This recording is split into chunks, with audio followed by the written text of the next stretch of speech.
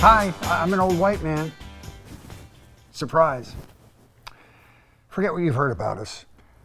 I don't drive a golf cart around a retirement community, flying a flag the size of a garage door. My politics aren't a combination of grievance and irritable bowel syndrome. I am old, but the old brain hasn't atrophied yet. And this may surprise you. I happen to be obsessed with black music. R&B, soul, funk, blues. Have been all my life. To me, it was the only music that had any credibility. Starting as a kid, hearing rhythm and blues on early top 40 radio. Little Richard, the Platters, the Coasters, even wackier stuff, Clarence, Frogman, Henry.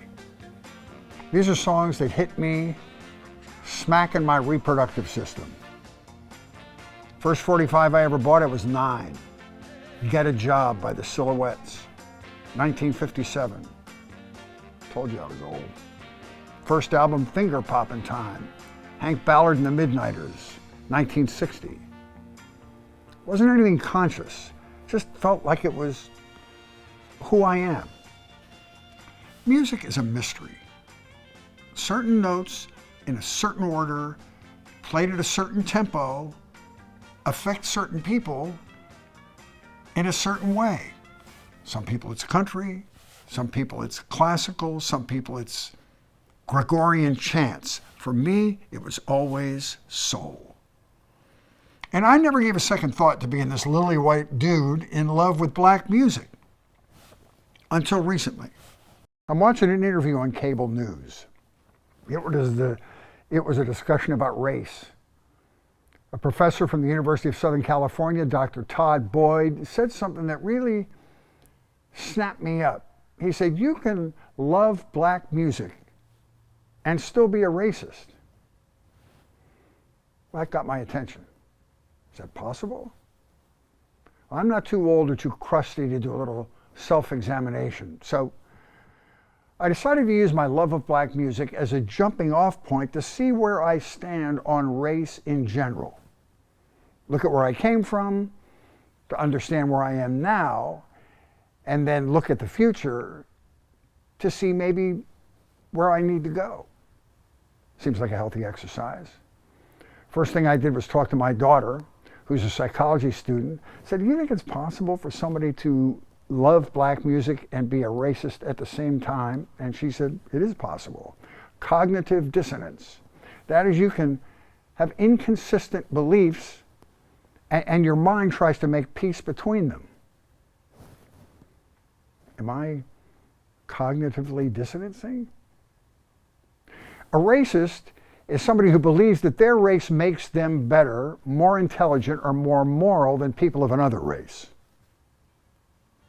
All right, well, the first thing you need to know is, as a kid, I never heard black music as black.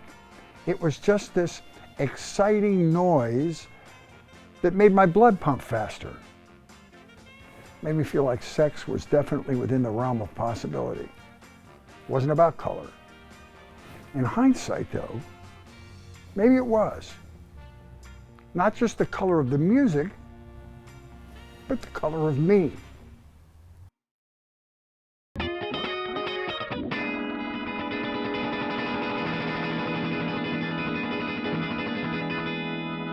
As a teenager, I felt like I didn't have an identity.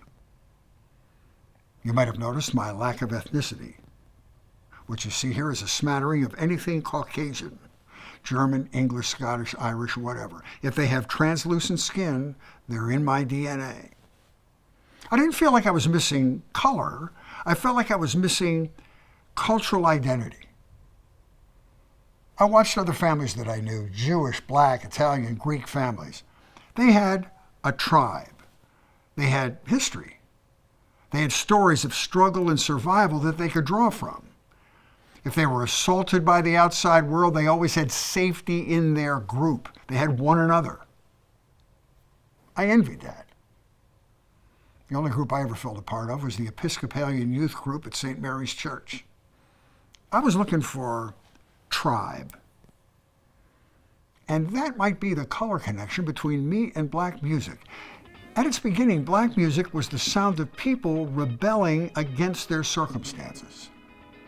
My attraction to black music might have been me rebelling against my circumstances.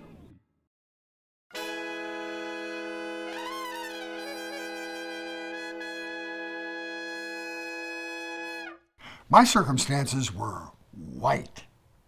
White on white. White house, white town, white church, white friends. I was born and raised in the western suburbs of Philadelphia, Pennsylvania, the only child of a white conservative family, RWP, Republicans Without Pigment. My soul records were the only thing of color that ever made it past the front door of our house. My parents had their music too, such as it was.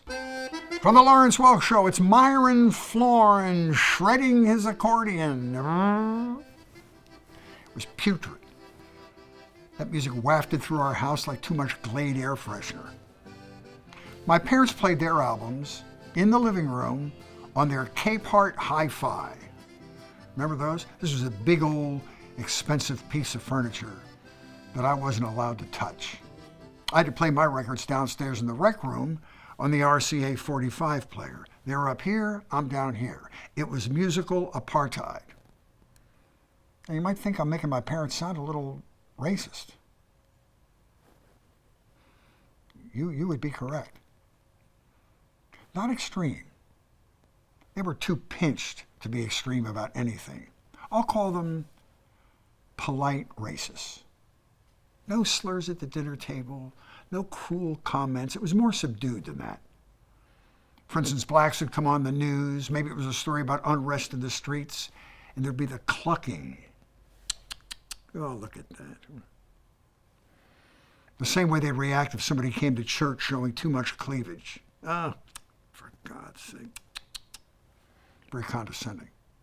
This wasn't just with black people. For my parents, being judgmental was a pre-existing condition. So, where was I in all this? Did low-grade racism become a family tradition? No. Like other kids, I found fault with everything my parents did.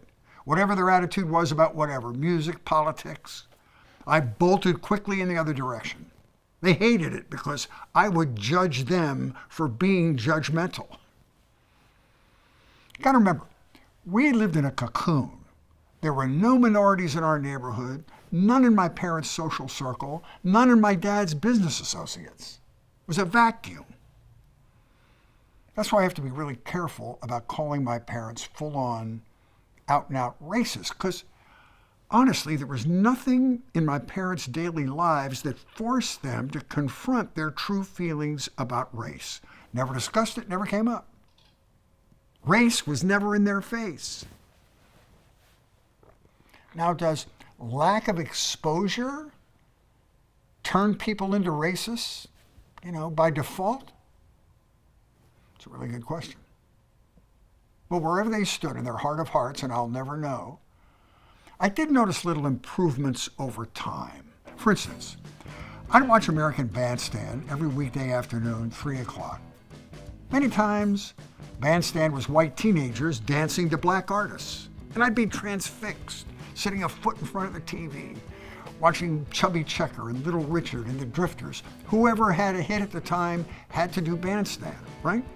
Well, my mom used to walk by in the hallway, glance in with her furrowed brow, never stop, do a little grunt of disapproval, keep on booking. Eventually, though, there was a little bit of a thaw. She would actually come to a complete stop, maybe listen for a minute or two, and then slowly exit with a noticeable lack of disgust on her face. I thought, well, now we're getting somewhere. Just needed patience. It was like training a squirrel to eat out of your hand. Takes time. Slow acceptance. You know what I think was responsible for the slow acceptance? Motown. Absolutely. The whole Motown package, the horns, the strings, the 4 and 5 part harmonies soaring in perfect formation like the Blue Angels, Holland Dozier Holland songs, Norman Whitfield songs, Smokey Robinson songs, sophisticated in their presentation, beautiful in their simplicity. During the 1960s, Motown became two things: the soundtrack for the civil rights movement and middle ground between black artists and white listeners. A bridge, a handshake across the abyss. I don't think it's an exaggeration to say that during those tough years, Motown was a catalyst for nonviolent change.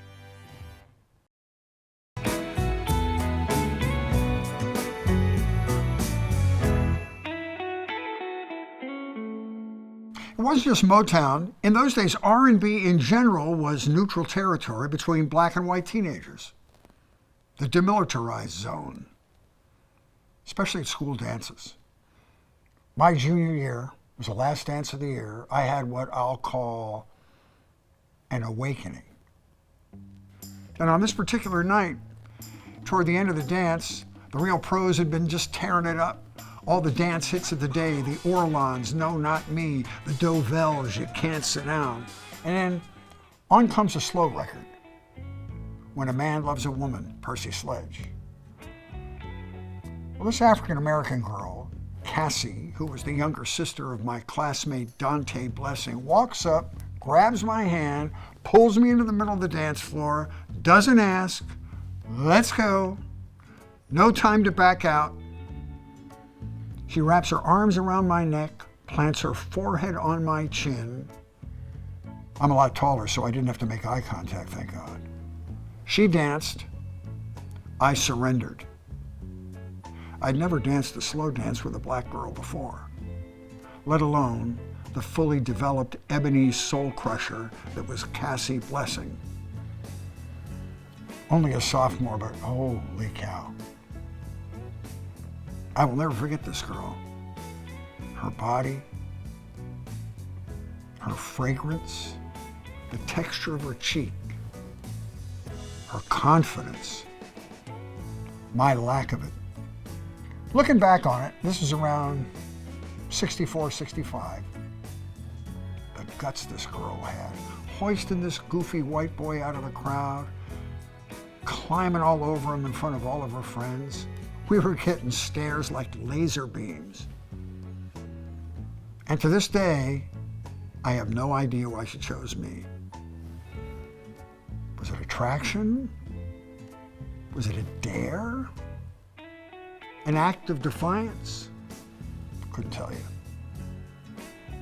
Never went anywhere though. I would have been too scared. She would have been too bored, probably. It was just one night, one dance.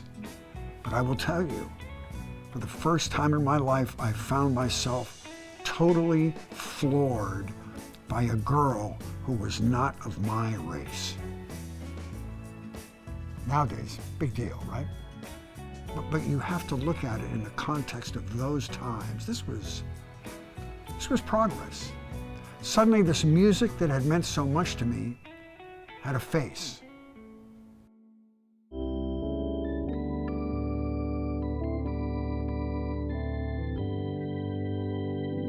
Life has a way of forcing people to make progress.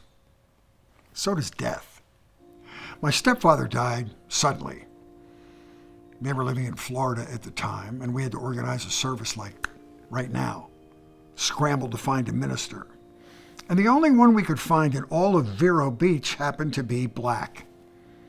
Pastor O'Neill Richards, the Congregation of the Way Church.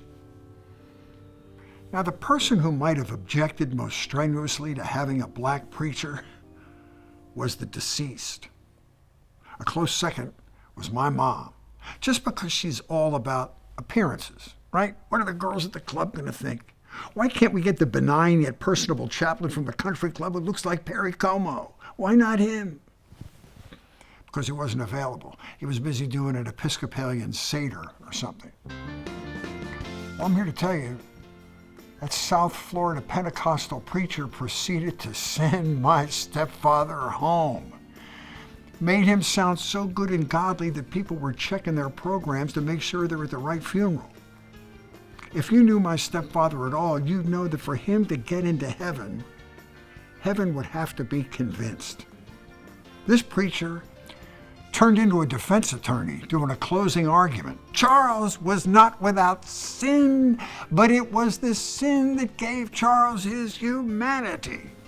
I thought, damn. Pastor Richards was raising the roof about a man he'd never even met. That truly is a gift. Blew me away. The service sounded so comfortable and familiar to me. I felt like I was listening to music that I love. The rhythm and the cadence were like Curtis Mayfield in The Impressions. And here's the real miracle, and this is absolutely true. My mother was so moved, she made me promise that when her time came, Pastor Richards would do her service. Honest to God. Never happened. By the time she had passed, he had passed. But come on. In our family, this was race relations lurching forward.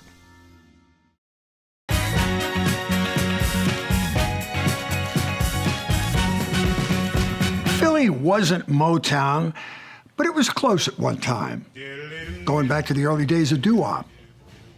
At one time, every hallway, stairway, alleyway, subway, in every Italian, Jewish, or black neighborhood, you had street corner harmony, bouncing off the row houses. A cappella groups were like gangs. They had their own turf, their own women, their own jackets. They'd cut you with their vocal chops. They'd stab you with their pointy shoes. Philadelphia used to be a major music town. Two of the greatest producers of all time, Kenny Gamble and Leon Huff, started Philly International Records with Harold Melvin and the Blue Notes, the OJs, the Intruders, Patti LaBelle, Archie Bell and the Drells. Tom Bell produced the Spinners and the Stylistics. And you had some of the greatest black radio in the United States, monster disc jockeys like Butterball, Georgie Woods, the guy with the goods, the Geeter with the heater, Jerry Blavitt, Jocko Henderson, High Lit. They were all right there. Obviously, I didn't suffer from lack of exposure to African Americans like my parents did. But they weren't born and raised in the area. I was. Sure, I was raised in the white suburbs, but these were the white suburbs of Philly. The blast zone for black music and culture rippled way past us in the suburbs, all the way out into the hinterlands. There was no escape. Anywhere in the greater Philadelphia area, the air you breathed was 2 parts oxygen, 1 part soul.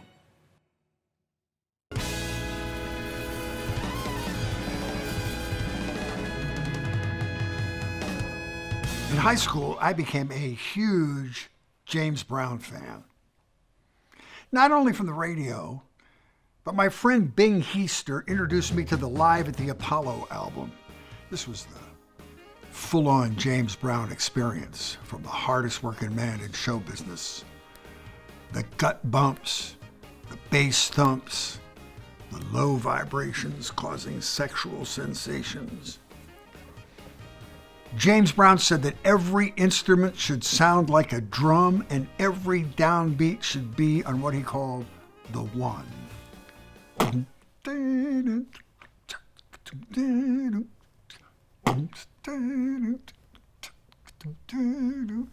don't care. My mind had been sufficiently blown. At first, my Protestant guilt made me feel so bad about something that was making me feel so good, but I got over it. In 12th grade, Bing and I cut school to see James Brown in concert. We took the train to the Uptown Theater. The Uptown was the Apollo of Philadelphia. All the famous R&B acts performed there. Great old Art Deco theater, 1,500 seats. It was packed to the rafters for the afternoon show. We were the only 2 white people in the place, getting scrutinized. Not in a scary way. Folks were just looking at us like they knew they were seeing the future. They were just going to have to give up 100% ownership of their most precious commodity, the Godfather of Soul. Next thing you know, you got two pasty white boys in the audience at the Uptown looking like two miniature marshmallows on top of a giant chocolate sheet cake. Bing and I didn't think that deep about it. We were just following the funk. This music was so different and so dangerous. Way more different and dangerous than Motown. Motown was like Sidney Poitier in Guess Who's Coming to Dinner, meeting white people halfway. James Brown didn't meet anybody halfway. No compromises, no forced smiles. If James Brown showed up for dinner, Spencer Tracy and Katharine Hepburn would have been afraid to answer the door. And that's why we loved it.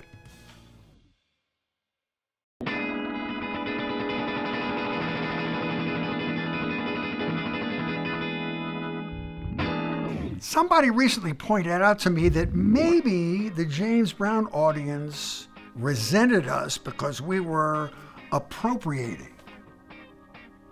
Although appropriating hadn't become a thing yet. Cultural appropriation is the act of taking or using things from a culture that is not your own, especially without showing that you understand or respect the culture. Okay, we were listening to the music. We weren't stealing it. We weren't claiming credit for it. Weren't making money off of it. I find the whole appropriation argument kind of sticky. Elvis Presley got blamed for appropriating when he recorded Big Mama Thornton's Hound Dog. Big Mama's is way better, grittier. No contest, in my opinion. Elvis's producer at the time, Sam Phillips at Sun Records, realized early on that there was a gold mine to be made when white artists record race records, black songs. That's the difference.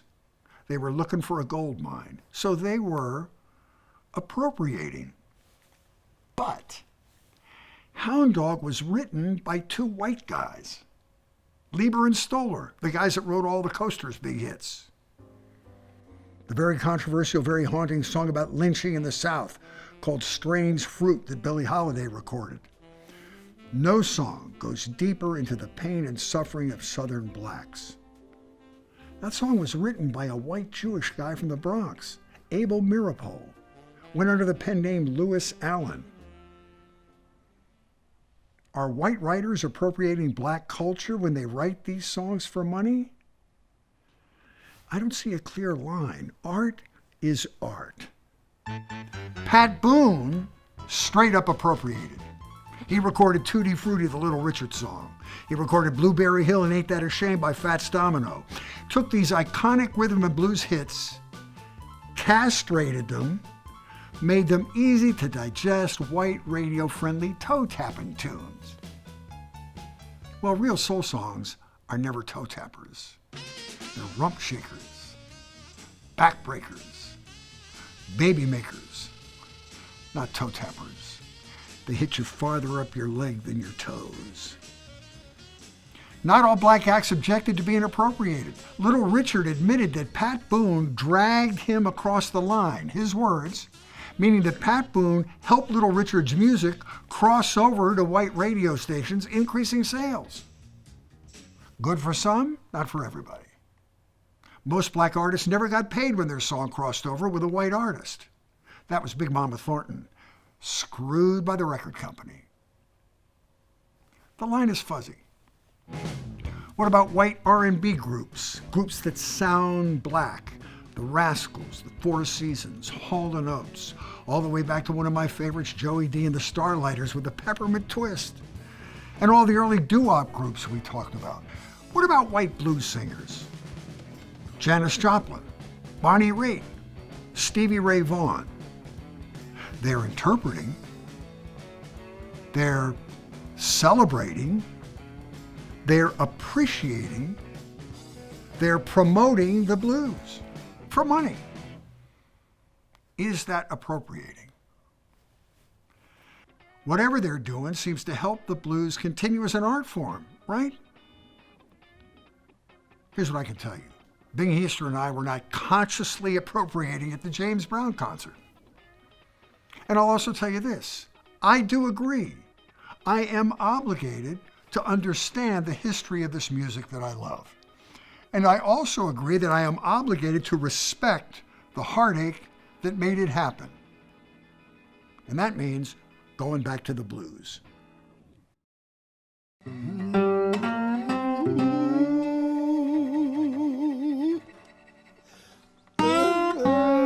On paper, the blues and I have nothing in common. Slightly different backgrounds. But that leaves out the magic, the mojo, whatever that thing is that makes blues songs express our feelings often better than we can. Here's an example. There are dozens of blues tunes talking about my baby caught the midnight train and now she's gone. Well, I never had a baby that caught a midnight train, but I did have a girlfriend who booked on me in the middle of the night in a car I bought her while I was at work, skipping out on the lease we had co-signed. So in that moment, me and Leadbelly and Howlin' Wolf and Muddy Waters and Big Bill Brunsey were probably all yelling the same thing up at the night sky. That bitch can kiss my ass. This story may or may not be true. This is a cabin near Combs, Mississippi. It used to be part of a cluster of slave quarters on the east side of Stanton Forks Plantation. In the 1920s, the Stanton family sold this land to the Gulf Coast Citrus Co-op. Now it's thousands of square acres of nothing but fruit trees. Lately, almost every night, barring any chores that had to be finished after supper, or a hurricane blowing in off the Gulf, you'll see Clarence Buchanan right here playing his Gretsch Honey Dipper guitar. Everybody calls Clarence Clarence, even his grandchildren, not Grandpa, Clarence. After the meal gets read up, Clarence pulls the rocking chair out of the kitchen and sets up shop. For 50 years, he was self-employed fixing the Grove equipment around here. These are big tractor-type machines. They shake the canopy of the orange tree, they knock the fruit off, then they rake it up. Two things show a man's age, his shoes and his hands. Hands tell the truth. Twisting a wrench for 50 years made the vein on the back of his right hand raise up like a garter snake crawling below a thin tarp. That's his picking hand. Left hand ain't no joke either, especially that fourth finger. It's like a fireplace poker. Clarence can play bottleneck slide without the bottleneck, making that unmistakable sound, like a rusty nail across barbed wire. His songs aren't his, mostly, but he makes them sound like they are. And this scene still plays out every night, all over the South. Anywhere there's choking heat, air sticky enough to wring out like a sponge, and a couple of tall magnolias standing nearby. Born out of the sweat and threat of slavery, out of the call and response of the Southern Black Church, out of knowing that from the minute you're born, you are playing against a stacked deck. Out of moaning voices rising up from cotton rows, out of broken hearts and bleeding fingers, singing to make the pain of the sun and the work go away. Raising the question that has yet to be answered. Why would God put me on this earth only to treat me this way?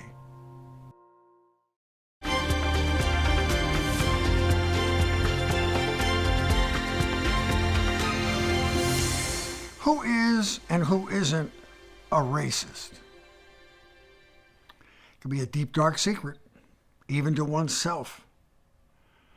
But even if I'm convinced I'm not, I'm still not off the hook.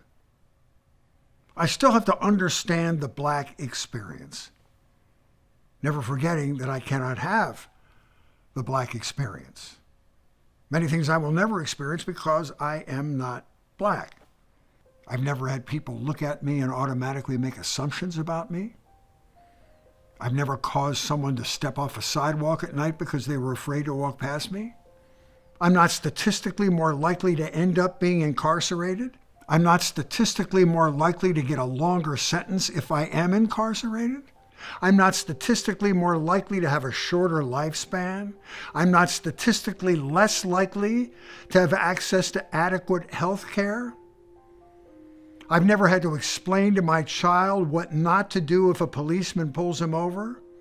I've never had to explain to my child why there aren't more children that look like him on TV. I've never had to explain to my child that he should love this country even when the country doesn't love him back.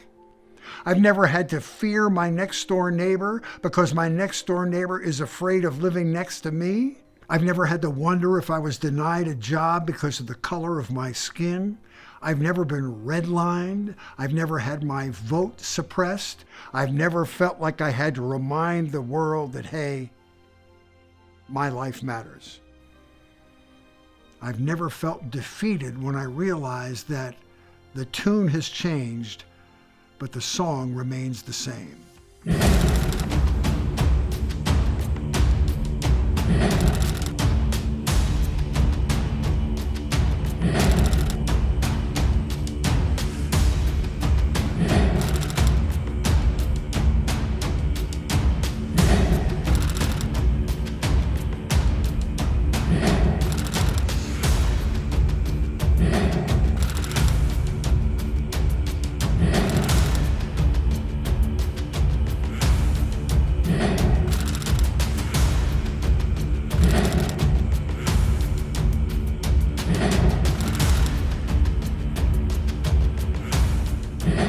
This isn't just the Black experience, it's the American experience.